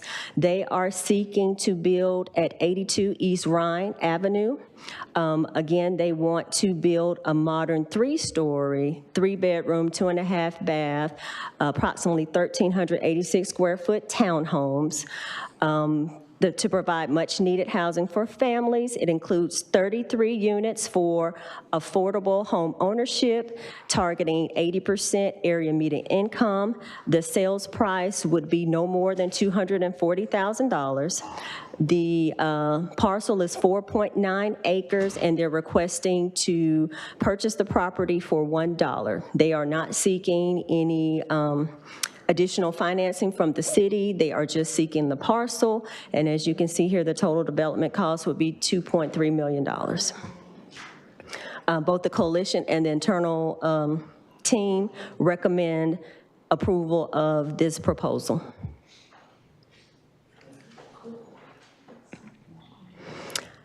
Prosperity Alliance again, and I meant to say that Prosperity Alliance is in collaboration with True Homes. True Homes has built several homes in the city. They have a good product, as you can see here at the bottom of the screen, a view of their elevations, but they are seeking 8 city-owned lots located in the East Ward, and to build 3-bedroom, 2-bathroom, single-family homes, anywhere from 1,340 square feet to 2,069 square feet, with either porches or garages. And again, they are committing to no more than $240,000 as the sale price. Of course, we know when it comes to single-family homes, the market will dictate the price, but they are committed to no more than $240,000 for the selling price of these homes. Again, they will be targeting 80% AMI, and they will be constructing 8 homes, 8 single-family homes.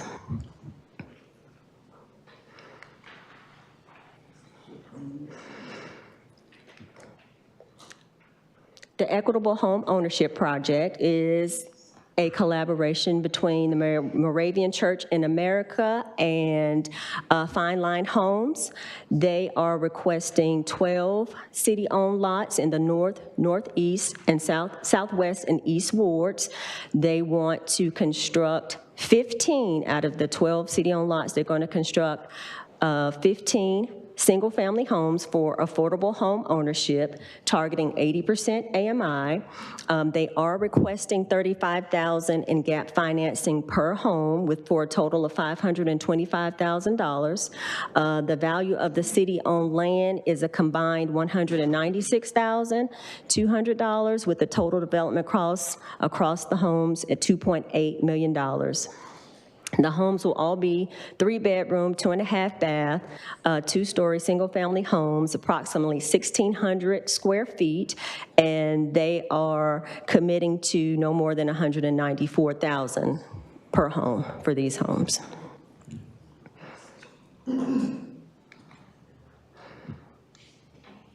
Homeland Ministries. This is the home located at 1033 Claremont Avenue. Homeland Ministries is looking to purchase this home for $1. It sits on 0.27 acres. It is a blighted home that the city owns. They are requesting $35,000 to assist them with the rehabilitation. The parcel and the home together are currently valued at $97,600. They believe that they can rehab it at $99,000. This is a 3-bedroom, 1.5 bath, ranch-style family home, approximately 1,395 square feet, and they're looking to sell for no more than $275,000.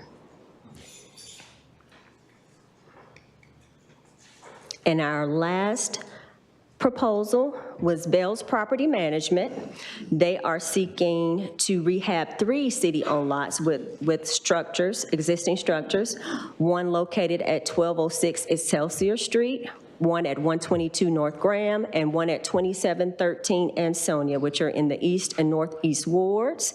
They are seeking $35,000 in gap financing in order to rehab these homes.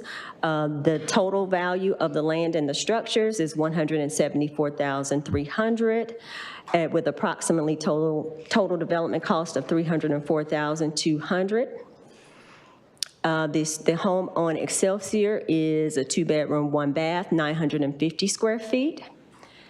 And this is the home on Ansonia and Graham.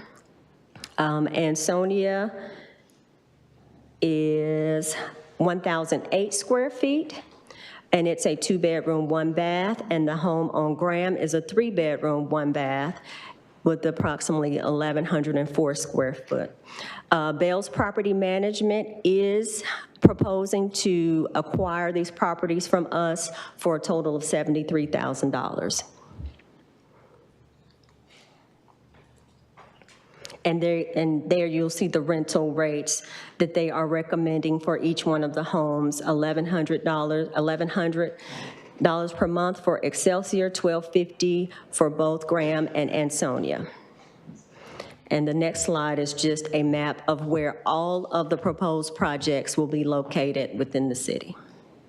Thank you. Any questions from any committee or the council? Comments? Councilmember Scipio and Councilmember Hall.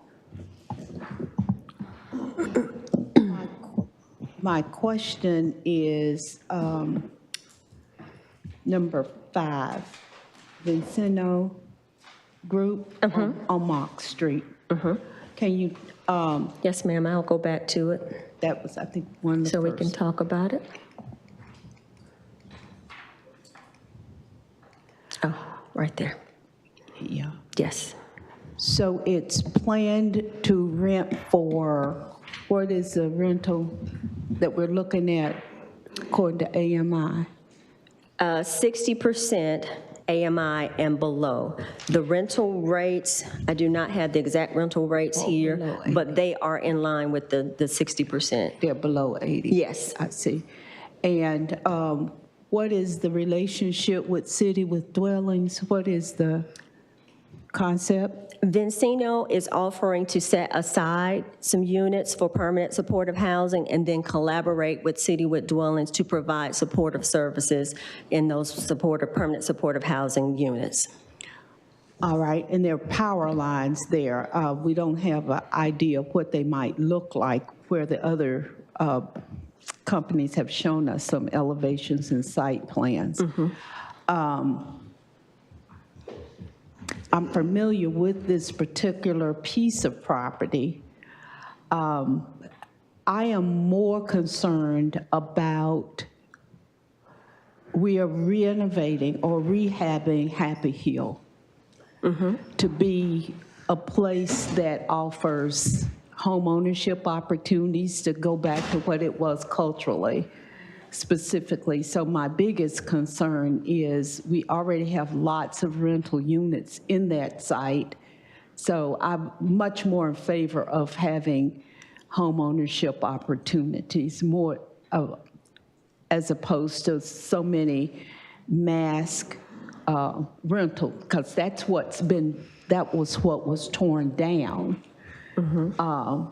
in the first place with the original vision in 2000 was to bring it back to really affordable, but more with home ownership. I'm just concerned about, are we rebuilding Happy Hill with all of the rental units that are being built there now? As we look to the future, what will it become? That's my biggest concern. And I don't know anything about the company, and I would very much like to know more about who they are and their expertise and what they bring to the party. Good evening. I'm Wesley Brown. I'm the Director of Development for the Vicino Group Southeast Region.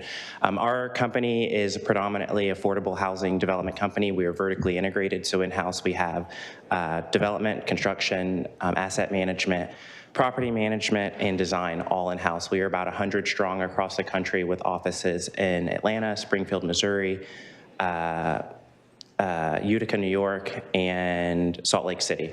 It's a smattering of cities that really don't make sense on paper, but the consistent theme between all of our offices is we've gone to where the communities want affordable housing and are willing to work with us. We have heard the challenges that you spoke of this moving poverty around, and it's something that we certainly understand and don't want to move towards. Our properties are professionally managed by our team, and so we look to compete with market rate developments. Many of our developments house the lowest of low, deeply affordable. As we spoke, or Chantel mentioned earlier, we're looking at bringing folks in off the streets with the wraparound services provided by Citywood Dwellings.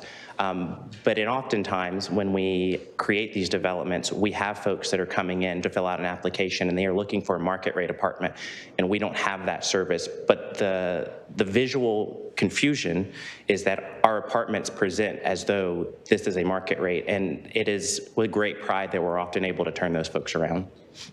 Thank you. And you're headquartered where?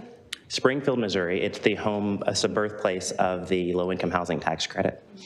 Springfield, Missouri. Thank you.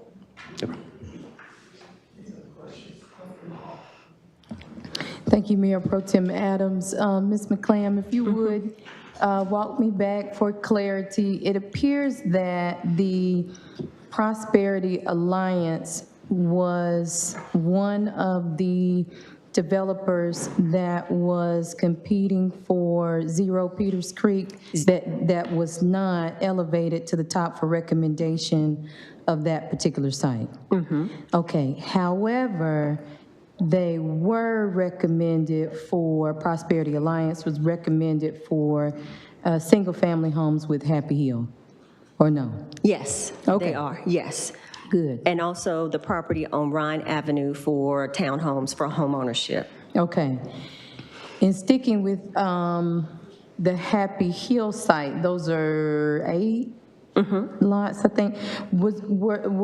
And I know you remember, I remember just with Southeast Ward that was contested with the 0 Peters Creek. Was there any contesting with the Happy Hill lots? Were there any other applications that were submitted for these lots besides?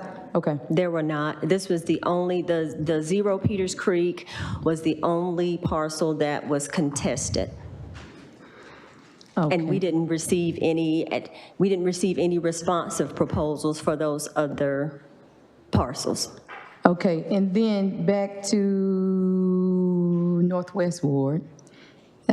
This is the Equitable Home Ownership Project. Okay. And there are 12 city-owned lots, and this is between North, Northwest, Southwest, and East Ward. I think the average price, the sales price they're looking at is around 194. You got it, okay, 194.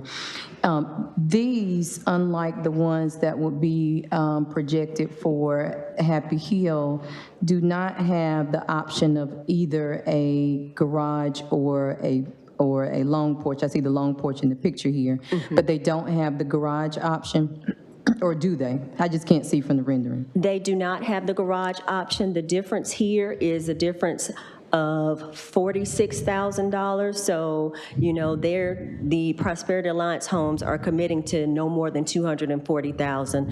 They're committing to a deeper discount at $194, and so it doesn't really allow for the garage. For the garages. Got you, thank you. Oh, I'm sorry. Yeah, it's okay. It's okay. We have Mr. Ron Staley here from True Homes. How's everybody doing this evening? Thank you so much for your time. Your name? Ron Staley with True Homes. I'm the operation partner of Affordable Housing. Just so you can know about True Homes, we're the largest private builder in the Carolinas. We build about 2,400 homes a year, 400 in this region alone. Our founders have decided to tithe back 10% of their volume towards affordable housing, selling at cost. So everything that we're talking about today is True Homes selling at cost. And so we partner with Prosperity Alliance, who is a local minority developer, land developer.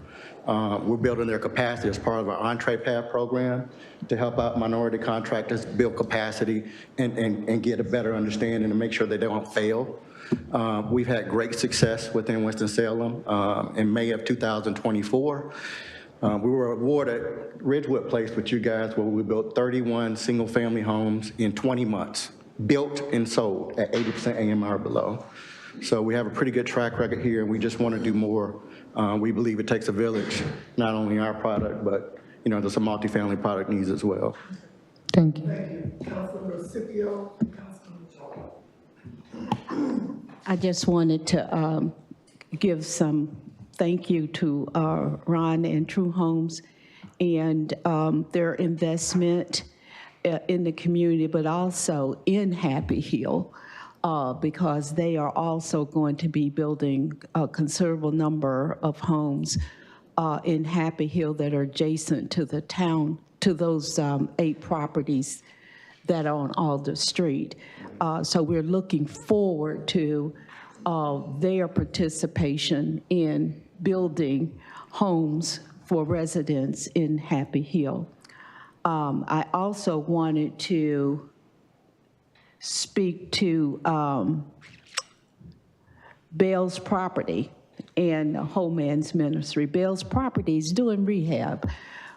If we could rehab all of the houses in this city that are vacant because they need to be refurbished, we probably would not have a major housing issue.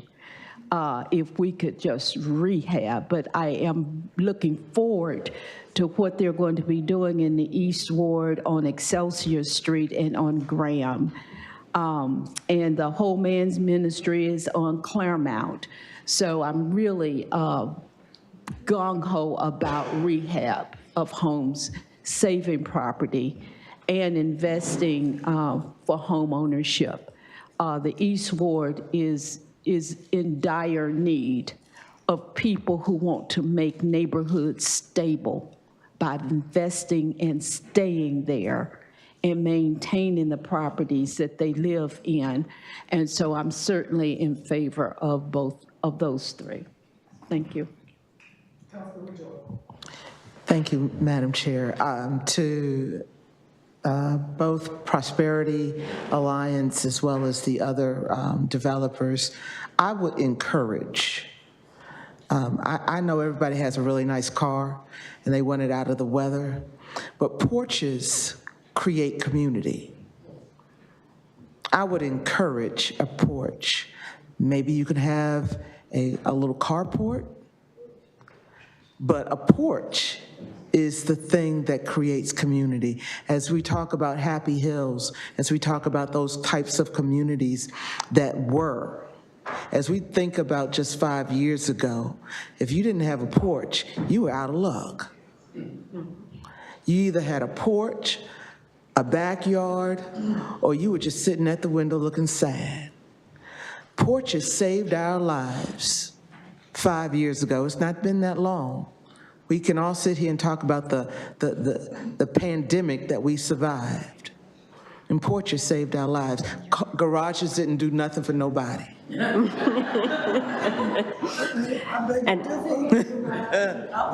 was hitting the tennis ball. See?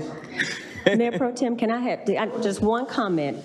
Just as an advocate for rental, I understand that we do want to build wealth through home ownership.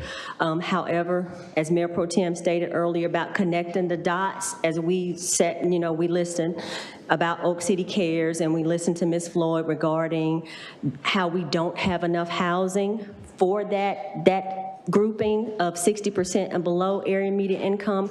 We want to provide that range, that income range, a better source of living. And so by bringing a good mix of both home ownership and affordable rental, we think that that's the best use of these affordable housing dollars. So I just wanted to say that as an advocate for rental, because we have such a huge homelessness issue in the city of Winston-Salem, and these are working homeless. These are folks that are maybe living in their cars, maybe sleeping on couches. They need affordable rental. Not all are looking to purchase.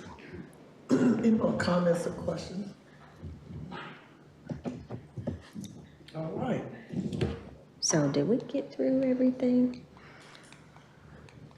I think the last slide was just going to be kind of communicate what the coalition's feedback, and I kind of talked about that during the proposals on which proposals they recommended and why they were recommending as such, but I won't go through and read all of the recommendations. As it relates to next steps, City Council approval of, or the general government approval of the recommendations, of course. City Council approval on November the 3rd. We would get out our conditional award notification, or Michael Blair would get those going, November 14th. And then hopefully the next cycle would be early December. Thank you. Councilmember Sippy. Councilmember Clark. Yes, Ms. McClain, which ones were the LIHTC projects? Which, were there two? It was just two that are requesting conditional site control. And of course, we would convey these properties upon the condition of them actually being awarded the 2026 low-income housing tax credit, them obtaining all of the financial income that's required to complete the project. Also, they would have to secure all of the financing by a certain date, and then if they did not receive the award, the property will be reconveyed to the city, and if there were any type of rezoning that occurred, they would be responsible for putting it back to the original zoning. So it would be a conditional, like I said, but it was two: affordable housing management, which was the 0 Peters Creek, and then 0 Mock Street, then Sino Group. There are three. No, there was just two of them. Yes. The Mock Street and 0 Peters Creek. 0 Peters. Prosperity Alliance, True Homes Collaboration, they're not seeking any LIHTC credits, nor are they seeking city gap financing. Thank you. Councilmember Clark. This is the second batch we've done. It would be helpful, I think, for all the council members, if we could get an update on the first batch, kind of where we stand, what's going on, et cetera. Absolutely, absolutely. Thank you again, you and your staff, for barreling through it the past year and a half to get 2 years, to get the plan done, the process changed. And from what I'm hearing across the state from our colleagues, there are people benchmarking us now as to how we're doing this. Again, like we said at the beginning of this process, it's a process.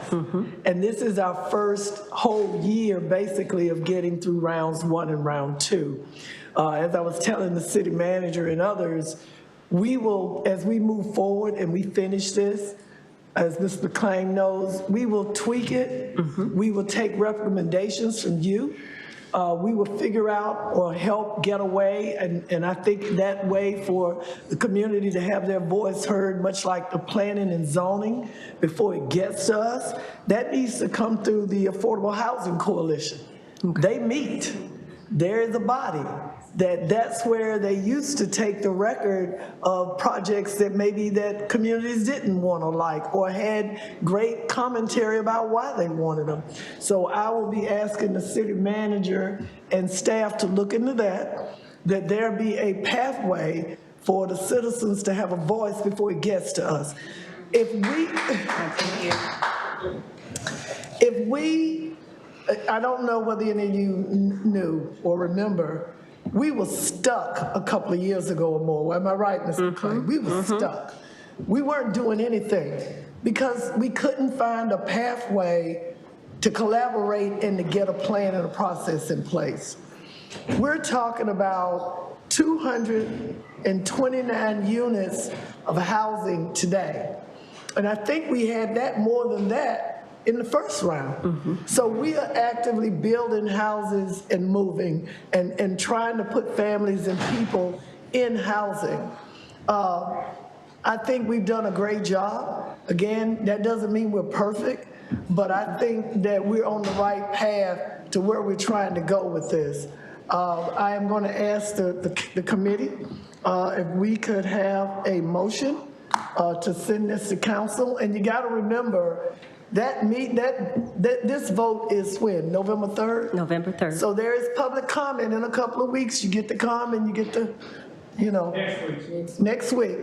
Yeah, you get to come and you get to talk to us, the pros and the cons. But again, don't just tell us what you don't like. Come to us with a solution or an idea of people that, okay, Dee Dee, we like the fact that we need to be able to say something before it gets to committee, this group, or any of the committees, because they're forward. And we need that from you. You know, and that's to say, again, think about how serious and committed we are as a city to get housing done versus being stuck for so long that other cities are wondering how we're cranking it out. So that's a great, commentary to have with all of what's going on in the world and in our city and county right now. That those folks that going to work at Toyota or over to the airport, that they can see that Winston-Salem is building houses and we want to come here and live. And don't worry, though, your other leaders, we're going to work on those other issues that we got right now that's pressing us as well. So with that in mind, City Manager, Mr. Pate. Well, if you're going to take a vote, I just had one comment afterwards, but I can do it now. I just wanted to reiterate, because we have had a couple of folks asking, but I just wanted to have council continue to reiterate that your intent is for projects that we're affording as affordable home ownership or these projects to come through these processes that you've established to do that. And so we've told other folks that we're not taking things outside of the process at this point in time. The process would keep continue as I think you said, Madam Chair. Just wanted to make sure that was Thank you, Mr. Pate, because we need to understand that too as a community, like what you saw in the last committee meeting. Change is inevitable, it happens. And with the world the way it is, we got to be able to change and adapt and try to do the best we can, along all of us working together. Again, this is a process. We voted on it. Whether all of you liked it or not, but we needed it because we got small developers in here that are wanting just to do one house. We got developers that want to do hundreds of units. We got people that want to do all types of housing, but that wasn't happening before we got this process. So again, the process, it is, but we're gonna, come back, staff, all of us, we're gonna ask for your input, how we make it better. But right now, I need a motion. Councilmember Clark. Yeah, I was just going to welcome, we have two of our Raleigh representatives, Representative Brown and Baker. Thank y'all for being here today. And we had 3 county commissioners. Mr. Bessie was here. Yeah, he's still there. Tanya McDaniels and Ms. Woodbury, but I think they just slipped out. Yeah. But anyway, thank y'all for coming. And Thank if you you. like this, come tomorrow at 4 o'clock finance. We have a lot of fun then too. But thank you for being here. Mayor Pro Tem, do we need to do this as a blanket vote, or do we need to go down? How do you want us to I can proceed? do this as a voice vote for all of them. We can do all of G3, because that's why it's G3. Okay. And then a 3-day. We can do G3 and it's just have it tired. Okay, move to approve item G3. I second. It has been moved and properly seconded that we approve item G3. All those in favor, let it be known by saying aye. Aye. Thank you so much. Any other? This meeting is adjourned. I told you I'd get us through it.